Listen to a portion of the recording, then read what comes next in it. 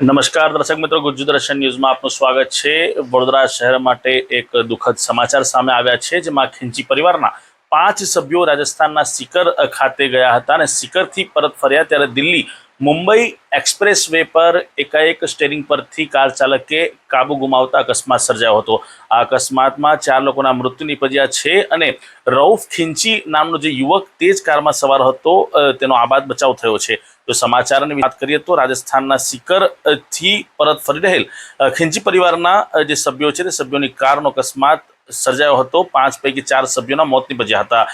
सूत्रों पासेथी मळेल माहिती मुजब साजिद खींची, रेहान असगर खींची, इलियास इकबाल खींची, इसाक इकबाल खींची तथा रऊफ अमीन खींची परिवाરના આ 5 સભ્યો ગત શનિવારના સાંજના આશરે 5 વાગ્યાના સુમારે તેઓના પરિજનનું અવસાન થયેલ હોય વડોદરાથી 800 કિલોમીટર દૂર રાજસ્થાનના સીકર ખાતે બેસણા માટે જવા નીકળ્યા હતા। બેસણાની વિધિ પૂર્ણ થતા ત્યાં 2 કલાક રોકાઈ તેઓનું કામ પૂર્ણ થતા વડોદરા આવવા પરત ફર્યા હતા। વડોદરા પરત ફરતા હતા તે દરમિયાન દિલ્હી મુંબઈ એક્સપ્રેસ વે મારફતે તેઓ વડોદરા આવતા હોય કાલોલ પાસે એકાએક સ્ટીયરિંગ પરથી કાર ચાલકે કાબુ ગુમાવતા રોડની એક બાજુમાં લગાવાયેલ રેલિંગ સાથે કાર ભટકાયા બાદ કાર ફંગોળાઈ હતી।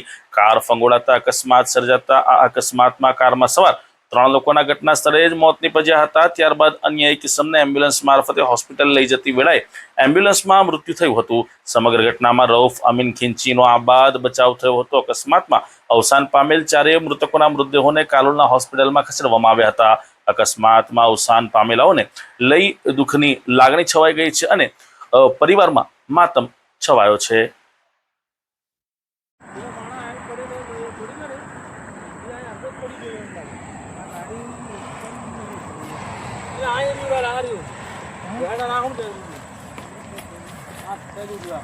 આ કાચ બાદ બધું પડેલું નહીં એટલે એમના મોબાઈલનો બી ધાબો બી પડ્યું